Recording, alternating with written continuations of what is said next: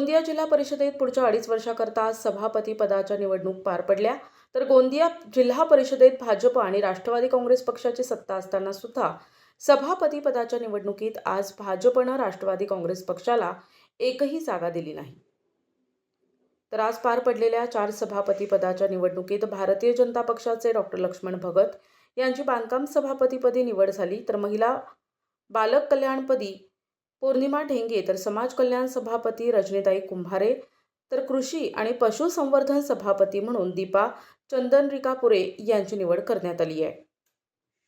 तर 24 जानेवारीवरील 2.5 वर्षांकरता पार पडलेल्या निवडणुकीत जिल्हा परिषद अध्यक्ष म्हणून भारतीय जनता पक्षाचे लायकराम भेंडारकर, तर राष्ट्रवादी काँग्रेस पक्षाचे सुरेश हर्षे म्हणून यांची नियुक्ती झाली होती। तर गोंदिया जिल्हा परिषदेत भारतीय जनता पक्षाचे 30 सदस्य, राष्ट्रवादी काँग्रेस पक्षाचे 8 सदस्य आणि काँग्रेस पक्षाचे 13 सदस्य, तर 2 अपक्ष असे एकूण 53 सदस्य निवडून आले असता दोन्ही अपक्ष सदस्यांनी भारतीय जनता पक्षाला आपला पाठिंबा दिला असता भाजप आणि राष्ट्रवादी काँग्रेस मिळून सत्ता स्थापन करण्यात आली असून मागच्या निवडणुकीप्रमाणे याही निवडणुकीत राष्ट्रवादी पक्षाला एक सभापती पद देण्यात येईल अशी आशा होती।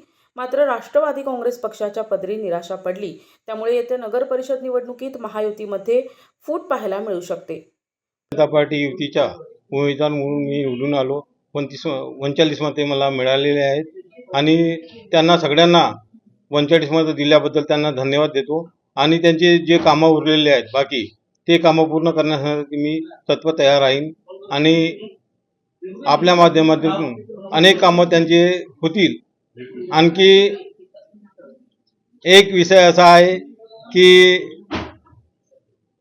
समाज कल्याण, बाल कल्याण आणि शिक्षण विभागातर्फे आणि बांधकाम, बाल विकास आणि पशुसंवर्धन हे ज्यांचे कामे रुकलेले आहेत ते कामं पूर्ण करण्याच्या मी तत्पर तयार राहीन असे मी त्यांना ग्वाही देतो आणि तुमच्यासमोर ग्वाही देऊन आपले 2 शब्द समाप्त करतो। ते जय हिंद, जय भारत।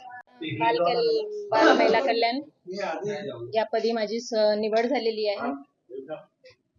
काय योजना आपण राबवणार आहात पुढच्या 2.5 वर्षांमध्ये महिलांसाठी? ज्याही काही महिलांच्यासाठी ज्या योजना असतील आणि बाल कल्याण याच्यामध्ये ज्याही योजना येतील त्या मी तळागाळापर्यंत नेण्याचा प्रयत्न करेन। प्रतिनिधी राधाकिसन चुटे, NTV न्यूज मराठी, गोंदिया।